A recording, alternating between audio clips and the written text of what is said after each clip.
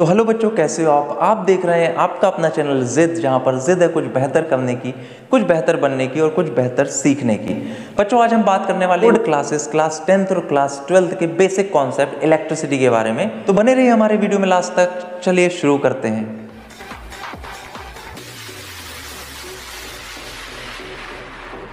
तो बच्चों, यहाँ देखिए क्या लिखा है, इलेक्ट्रिसिटी। इलेक्ट्रिसिटी क्या होती है?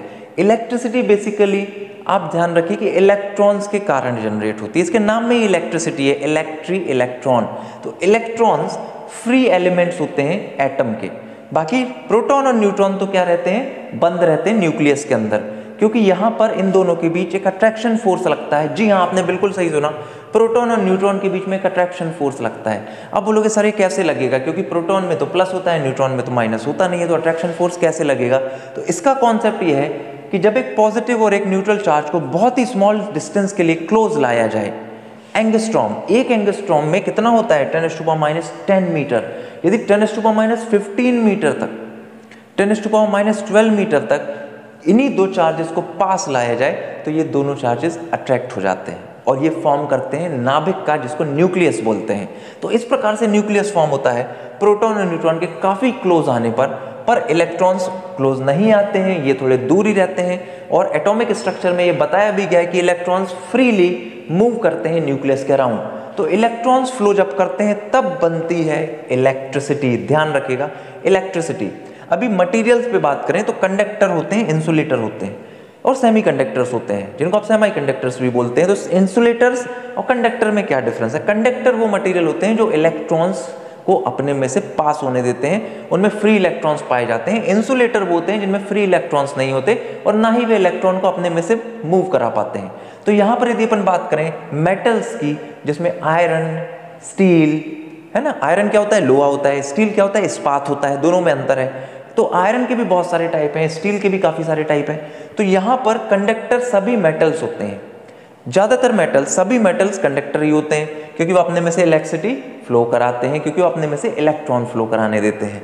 इंसुलेटर्स जैसे लकड़ी, प्लास्टिक, स्टोन्स, डायमंड, ये इंसुलेटर्स हैं। ये अपने में से करंट को फ्लो नहीं होने देते और ना ही अपने में से ये इलेक्ट्रॉन्स को फ्री करा के मूव कराते हैं।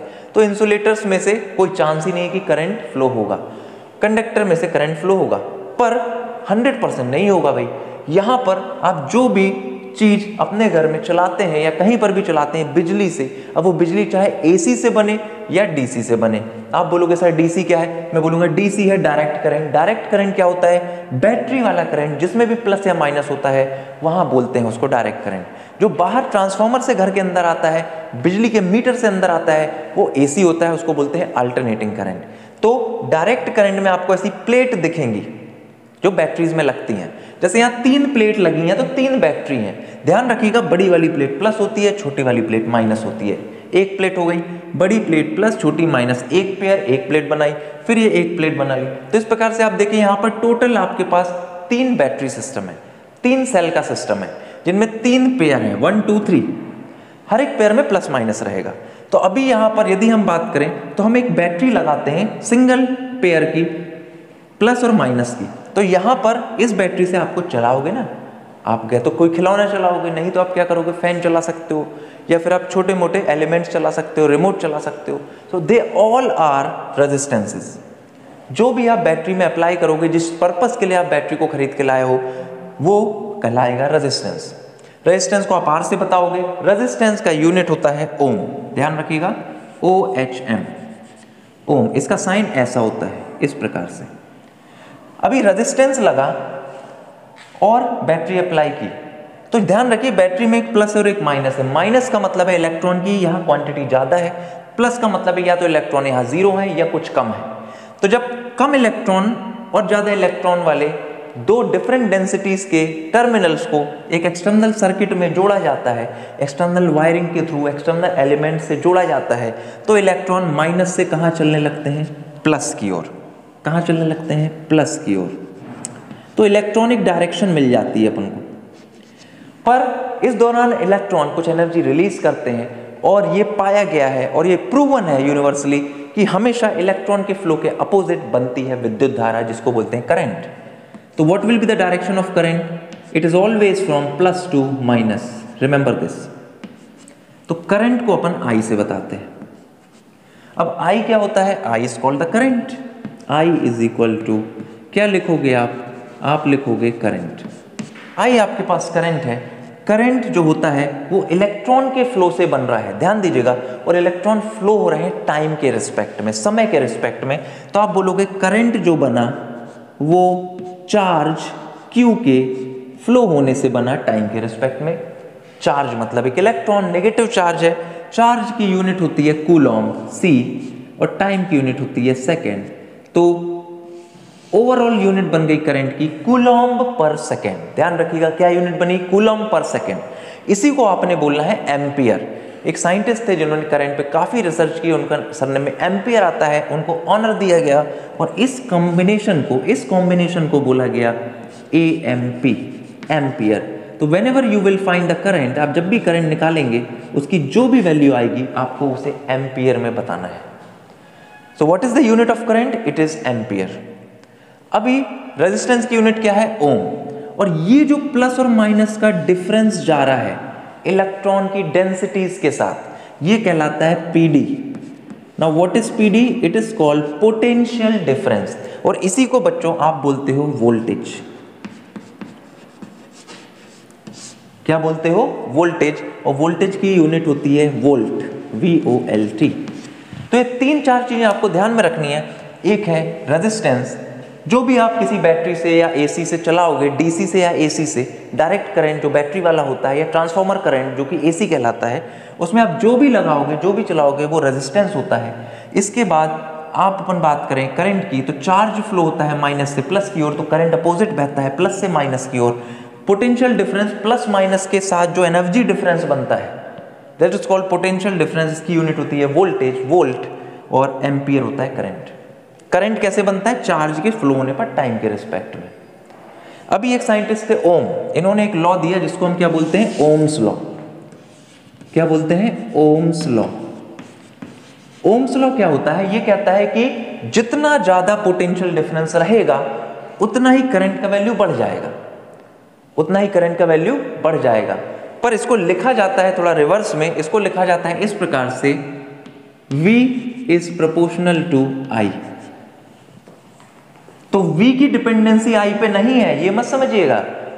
करंट की डिपेंडेंसी वोल्टेज पर है, तो यहां पे आपको ऐसे इसको पढ़ना है। तो करंट की डिपेंडेंसी वोल्टेज पर आ रही है, करंट की वैल्यू बढ़ेगी वोल्टेज के साथ। अभी प्रोपोर्शनैलिटी साइन हम सॉल्व नहीं करते, तो इसकी जगह इक्वल टू लगाते हैं। तो V इज इक्वल टू, यहाँ एक कांस्टेंट आता है, जब भी प्रोपोर्शनैलिटी हटती है कांस्टेंट आता है, तो V is equal to RI। तो इसको आप ऐसा लिख सकते हो VIR, वीर बोल सकते हो आप इसको, वीर मतलब बहादुर। VIR, V is equal to IR, जहां पर V है वोल्टेज, I है करंट, R है प्रतिरोध जिसको हम बोलते हैं रेजिस्टेंस। तो यदि अपन यहां पर देखें I का फॉर्मूला, तो I का फॉर्मूला आपके पास क्या बनेगा? I is equal to V/R। यदि आप R का फॉर्मूला चेक करो यहीं से, तो R यहां बचेगा, V के नीचे I आ जाएगा, तो R is equal to V/I, और V is equal to IR तो है। तो ये पूरा कहलाता है ओम्स लॉ। अच्छा, V है वोल्टेज, वोल्ट पर ओम, वोल्टेज पर ohm is called current. It is a voltage over a unit resistance which generates current. इकाई प्रतिरोध पर अवेलेबल वोल्टेज ही करंट कहलाता है। I is equal to V/R। Definition R की देखो, it is the ratio of voltage and current. किसी भी point पे, किसी भी जगह पर वोल्टेज और करंट का आप डिवाइड कर दोगे तो आपको रेजिस्टेंस मिल जाएगा। R is equal to V/I। और कॉमन डेफिनेशन है रेजिस्टेंस की, जो अपने में से कुछ करंट को बह जाने देगा और कुछ करंट को रोक लेगा, which provide some barrier, some resistance to the flow of current but not 100%. that element is called resistance. that is a conductor. वो कंडक्टर ही होगा, रेजिस्टेंस कंडक्टर होंगे, पर कुछ हद तक वो इंसुलेटर्स भी रहते हैं, पर परफेक्टली नहीं रहते, पार्शियल रहते हैं। ठीक है, तो अभी अपन बात करें यहां से, वोल्ट पर ohm is the definition of current. इसको भी आप एम्पियर बोल सकते हैं। ठीक है, तो यहां पर V का यूनिट है वोल्ट, R का यूनिट है ओम, वोल्ट पर ohm is also called ampere. अच्छा, वोल्ट पर ampere V/A, it is also the unit of resistance इसको आप ओम भी बोल देते हैं। तो अब देखिए V का यूनिट है वोल्ट, वोल्टेज का यूनिट है V, I का यूनिट है एम्पियर, तो V/I is also the resistance which is called ohm. तो इस प्रकार से ओम का लॉ है कि करंट का प्रोपोर्शनैलिटी चलता है वोल्टेज के साथ, पोटेंशियल डिफरेंस के साथ। जितना पोटेंशियल डिफरेंस किसी बैटरी में बढ़ा रहेगा उतना ज़्यादा करंट उसमें से फ्लो होगा even after application of the resistance. तो यहाँ पर आई होप आपको हमारा ये वीडियो पसंद आया होगा, आपको ये बेसिक कॉन्सेप्ट समझ में आया होगा, जहाँ पर हमने ये बताने की कोशिश की कि करंट बनता कैसे है, इलेक्ट्रॉन्स कहाँ से कहाँ फ्लो करते हैं, और ये प्रोटॉन नहीं होता भाई पॉजिटिव, ये होता है लेस डेंसिटी ऑफ इलेक्ट्रॉन्स या फिर इलेक्ट्रॉन्स का जीरो डेंसिटी। तो ज़्यादा डेंसिटी से कम डेंसिटी में इलेक्ट्रॉन्स भागते हैं, उल्टे हाथ उल्टे तरीके से उनके अपोजिट करंट फ्लो होता है। This is the common concept of electricity. I hope आपको ये समझ में आया होगा, ओम्स लॉ समझ में आया होगा कि किस प्रकार से ओम्स लॉ में कैसे फॉर्मूले जनरेट होते हैं। इस पे बेस न्यूमेरिकल्स हैं जो 10th में आते हैं, बिल्कुल बेसिक न्यूमेरिकल्स हैं। This is all about our electricity in today's video. इस वीडियो को हम कंटिन्यू करेंगे जिसमें आने वाली चीज़ें इसकी कैरी करेंगे 10th क्लास से रिलेटेड, 12th क्लास से रिलेटेड। तो देखते रहिए हमारे चैनल को, बने रहिए हमारे साथ, और चैनल पे नए हो तो सब्सक्राइब कीजिए, लाइक और शेयर कीजिए हमारे इस एफर्ट के लिए। मिलते हैं आपसे अगले वीडियो में, तब तक के लिए धन्यवाद, नमस्कार, जय हिंद, जय भारत।